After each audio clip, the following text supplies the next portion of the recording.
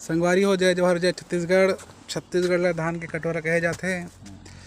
हमार किसान भाई मन किसान धान के उत्पादक राज्य छत्तीसगढ़ के रवैया हरे। छत्तीसगढ़ जो है कृषि प्रधान राज्य हरे।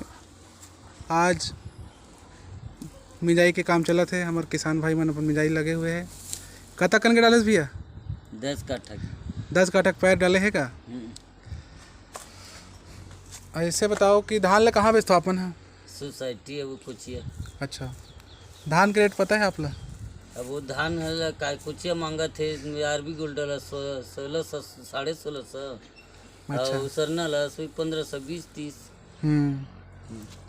अच्छा, आपके पास एक खाता नहीं, खाता कम है का? कम है।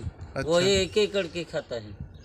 संगवारी हो आप सब देख सकते हो कि सरकार जो प्रति एकड़ धान के लिमिट रखे 15 क्विंटल के है, तो किसान भाई मन अपन धान ला पूरा नहीं दे पाए सोसाइटी में, तो मजबूरन कोचला भी देना पड़ते औने पौने दाम में। तो सरकार से निवेदन रही कि धान के जो खरीदी के सीमा वो ज़्यादा बढ़ाए, 15 क्विंटल की जगह 20 क्विंटल करे। किसान भाई मन वही चाहते।